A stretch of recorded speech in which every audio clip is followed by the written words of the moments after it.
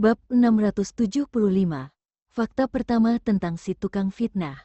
Kina tahu bahwa dirinya seorang ibu yang suci. Dia bahkan merasa Tias pantas untuk mati karena telah melakukan hal-hal gila yang hampir saja membunuh Clayton dan Dea. Tadi malam Ezra memberitahunya bahwa ketika dia pergi keluarga Libra untuk menginterogasi Tias, Brion juga berada di sana dan mengetahui bahwa putrinya telah memberi obat padanya. Kina tidak tahu siapa yang telah memberi keberanian kepada Brion untuk berdiri di hadapan begitu banyak wartawan dan menuduh Ezra. Dia bahkan melibatkan keluarga Okto dan menggiring opini masyarakat melalui berita. Setelah Albert mendengarnya, dia segera mengeluarkan ponselnya dan membuka pencarian teratas di internet. Dia tidak bisa menahan diri untuk tidak marah setelah menonton video itu dan berkata, "Dasar Brion, wanita sialan itu. Siapa yang beri dia keberanian untuk nangis di depan wartawan?" Sampai sekarang Albert masih belum tahu kejadian Kina yang telah diberi obat oleh Tias di kedai teh. Apabila dia mengetahuinya dan tidak bisa menemukan Tias, dia akan langsung pergi untuk bertarung dengan Brion. Vito juga sudah melihat video itu di internet dan dengan tenang berkata, "Aku dan kakak kedua akan urus masalah ini. Aku janji bahwa Brion dan putrinya tidak akan pernah bisa lakukan kejahatan lagi. Albert, kamu dan Kak Kina tidak perlu khawatir. Kalian hanya perlu jaga Dea dan Clayton dengan baik di rumah sakit. Masalah ini berjalan sesuai dengan rencana mereka."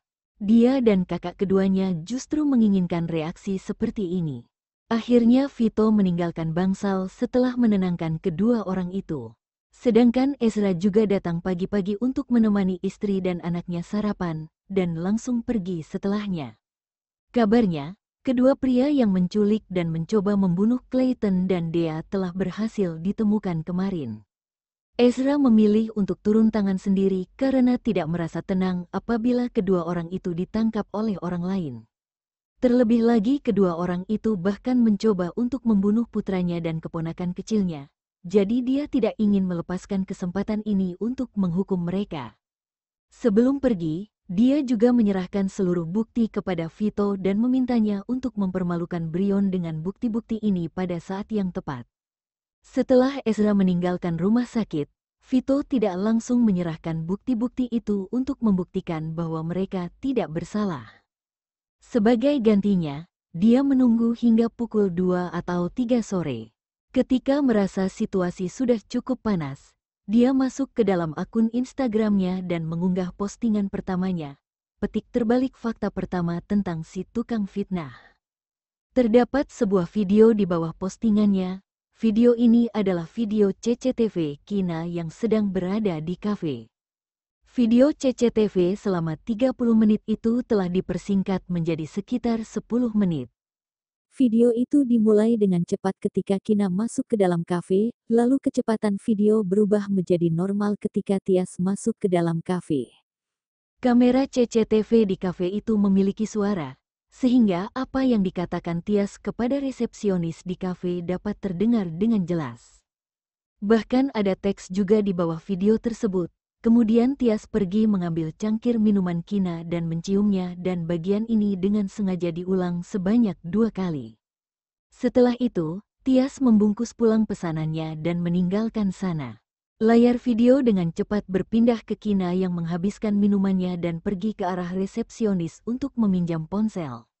Lalu menelepon dokternya dan mengatakan bahwa dia salah makan sesuatu.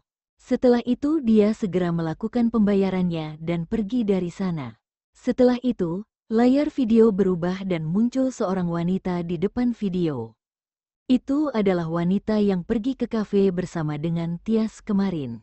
Dalam video tersebut, wanita itu berkata, "Aku dan Tias hanya sekedar teman biasa saja. Jadi kemarin aku nongkrong di kafe bersamanya.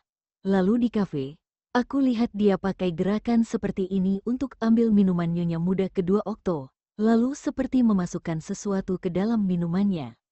Saat berbicara, wanita itu meniru gerakan Tias yang sedang mengambil cangkir itu kemarin. Cangkir itu memiliki pegangannya, namun gerakan Tias ketika mengambil cangkirnya benar-benar sangat aneh. Bahkan jika itu terlihat normal, tetap sangat tidak sopan untuk mengambil cangkir minuman orang lain seperti ini.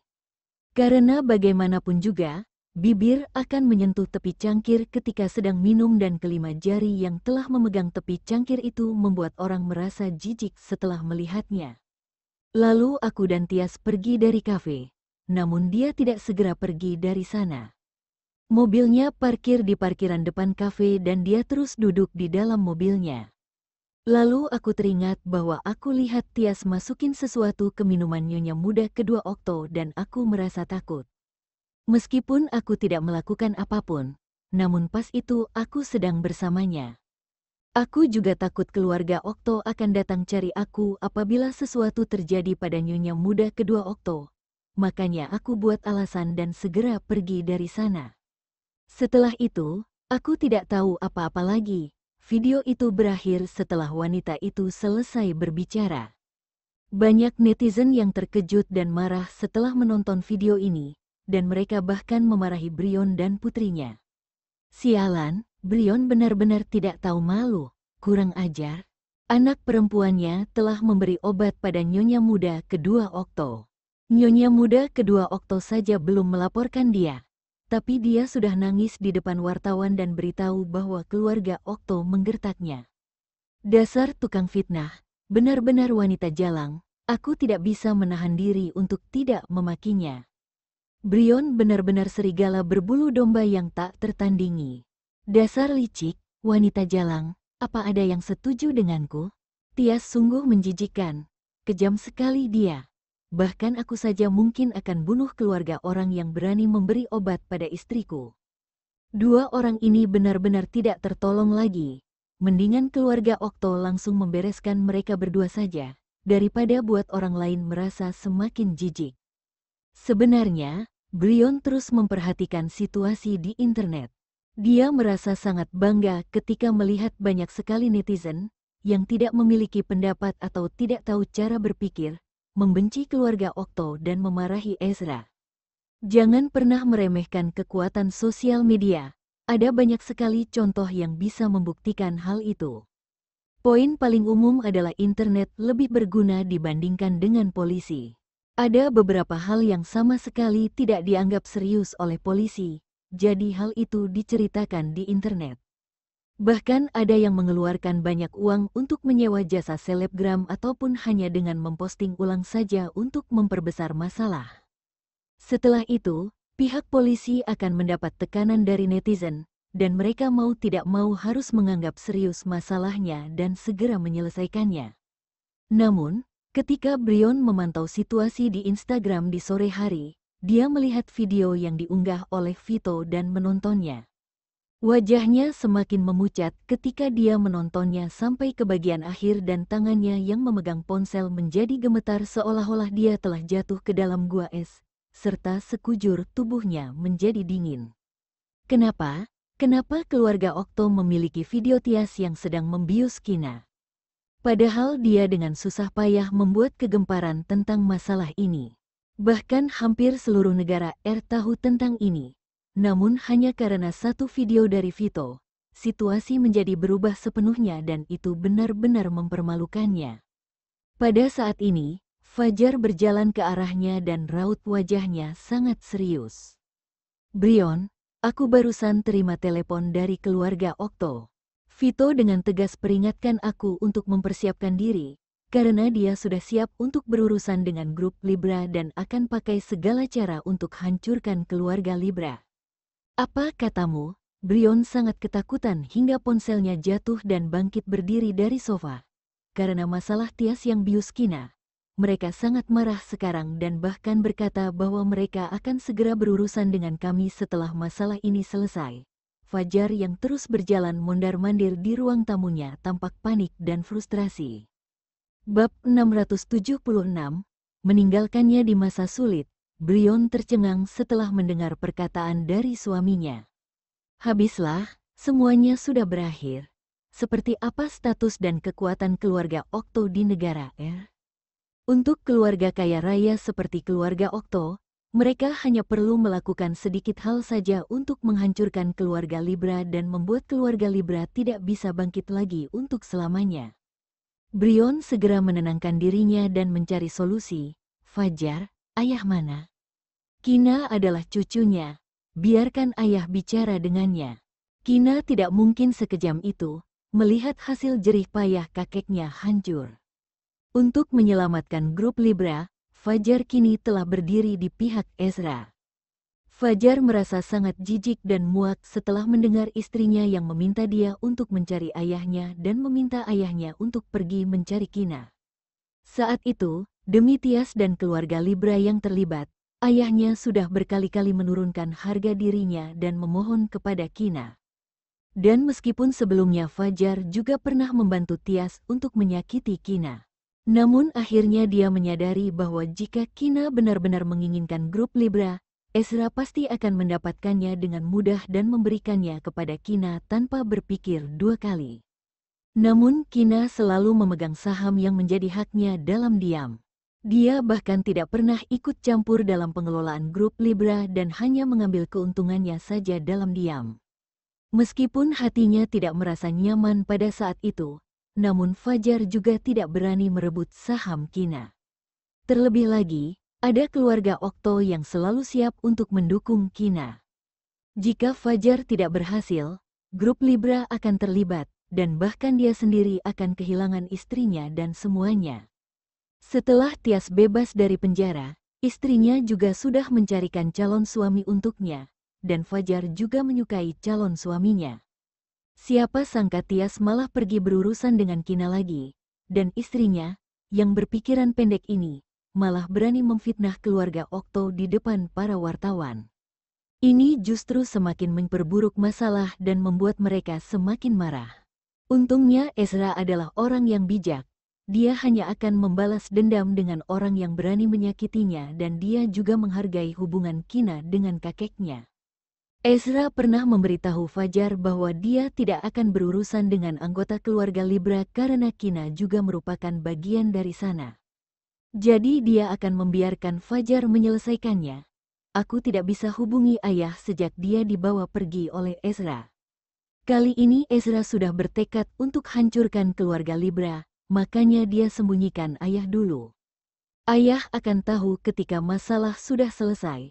Fajar menjadi semakin frustrasi dan tertekan.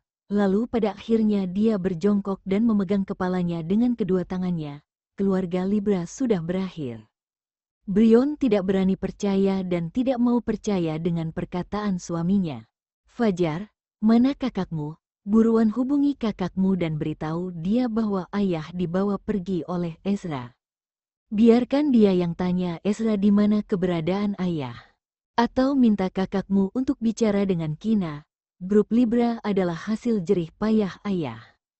Ayah tidak akan bisa mati dengan tenang jika grup Libra dihancurkan oleh keluarga Okto. Kata Brion dengan panik. Byron tidak bisa membayangkan sisa hidupnya yang tidak bisa lagi menikmati hidup mewah apabila keluarga Libra hancur. Apa yang harus dia lakukan? Fajar hampir saja melompat untuk berdiri dan memukul Brion ketika mendengarnya menyumpahi ayahnya sendiri. Gibran pasti sudah tahu tentang hal ini. Menurutmu dia akan bantu kita setelah aku pergi mohon kepadanya? Bisa jadi Gibran menjadi sangat marah dan mendesak Ezra untuk menghancurkan keluarga Libra. Fajar memelototi Brion dan dengan marah berkata, ini semua karena kamu. Mereka tidak akan marah besar kalau kamu tidak bicara sembarangan di depan wartawan. Aku, kenapa masih bicara tentang hal ini sekarang? Lebih baik kita segera cari solusi supaya keluarga Okto tidak marah lagi. Brion merasa gelisah dan menyentuh hidungnya, lalu mengubah topik pembicaraan. Tias bahkan tidak memberitahunya terlebih dahulu tentang hal ini. Brion juga sama sekali tidak menyangka kalau Vito akan memiliki video Tias membius Kina. Jika dia tahu, tentu saja dia tidak akan berbicara seperti itu di depan wartawan. Melihat suaminya yang tidak berbicara, Brion dengan ragu berkata, atau suruh Tias pergi minta maaf kepada Kina saja. Kina adalah bagian dari keluarga Libra, jadi dia tidak mungkin begitu kejam untuk mencari masalah dengan kami. Aku tidak akan pergi, kamu saja yang pergi sendiri kalau mau. Fajar berjalan mondar-mandir di ruang tamu dengan kesal. Ketika Tias masuk ke dalam penjara, kondisi mental Brion menjadi sedikit terganggu karena hal itu. Di saat itulah Fajar menemukan wanita yang dicintainya. Perasaannya menjadi lebih baik ketika dia mengingat bahwa wanita itu telah memberinya seorang putra yang akan menjadi penerus grup Libra. Fajar telah memutuskan untuk membawa wanita yang dia cintai dan putranya ke keluarga Libra dan memberi status kepada mereka setelah bercerai dengan Brion dan ketika masalah ini sudah mereda.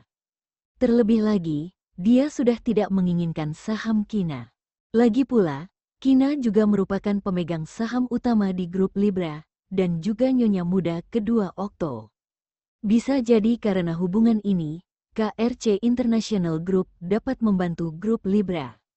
Jadi menurutmu harus gimana? Memangnya kamu tega lihat keluarga Libra dihancurkan oleh Ezra? Kamu cepat cari solusi, Fajar. Brion menjadi sangat panik. Fajar pura-pura berpikir dan berjalan mondar-mandir di ruang tamunya selama sesaat. Seolah-olah telah menemukan solusi yang baik, dia dengan semangat berkata, "Gini saja Brion. Mereka sudah bilang akan berurusan dengan keluarga Libra saja. Jadi selagi mereka sedang selesaikan masalah yang ada di internet, kami pindahkan seluruh kekayaan kami dulu. Jadi ketika keluarga Libra hampir hancur, terserah mereka mau ngapain. Kita akan bangkit kembali setelah kondisi membaik. Saat ini, mereka pasti sudah kirim orang untuk pantau apa yang kita lakukan. Mereka tidak akan biarkan kita memindahkan kekayaan dengan mudah." Brion mengerutkan alisnya dan raut wajahnya penuh curiga dan serius. Fajar melihat sekelilingnya dan membubarkan seluruh pelayan. Kemudian dia berkata dengan suara pelan, "Keluarga Okto tidak akan libatkan orang yang tidak bersalah. Mereka tidak akan cari masalah dengan keluarga lain. Jadi kita pura-pura cerai dulu. Lalu aku akan tegaskan dalam perjanjian cerai itu bahwa aku akan berikan seluruh kekayaan keluarga Libra kepadamu sebagai kompensasi. Setelah itu kamu alihkan semua kekayaan keluarga Libra di bawah nama anggota keluarga Libra yang ada. Jadi ketika mereka tahu, mereka juga tidak bisa ngapain juga. Dan setelah tunggu semuanya reda, baru kami transfer balik semua hartanya." Brion tidak langsung menyetujuinya dan berpikir sejenak. Bahkan raut wajahnya menjadi sedikit muram. "Fajar, kamu mau gunakan kesempatan ini untuk cerai denganku dan tidak kasih kompensasi padaku?" Dia bertanya dengan kasar. "Brion, kamu ini benar-benar tidak bisa lihat niat baik seseorang." Fajar menjadi sangat marah hingga badannya gemetaran dan menunjuk Brion dengan jarinya dan berkata, "Kalau gitu lain kali kamu jangan minta aku cari solusi lagi kalau tidak percaya padaku." Setelah selesai berbicara, Fajar menghempaskan tangannya dengan kuat, lalu berbalik badan meninggalkan ruang tamu dan berjalan ke atas. Brion terus berdiri di sana dengan tidak berdaya. Dia teringat dengan perkataan suaminya tentang seluruh kekayaan keluarga Libra yang akan dijadikan kompensasi untuknya setelah mereka cerai. Jadi ucapannya barusan memang tidak masuk akal. Tadi Brion merasa sangat panik dan setelah mendengar kata cerai, dia langsung berpikir bahwa suaminya akan meninggalkannya ketika dirinya menemukan kesulitan. Setelah menenangkan dirinya, Brion akhirnya bisa mengerti niat baik dari suaminya.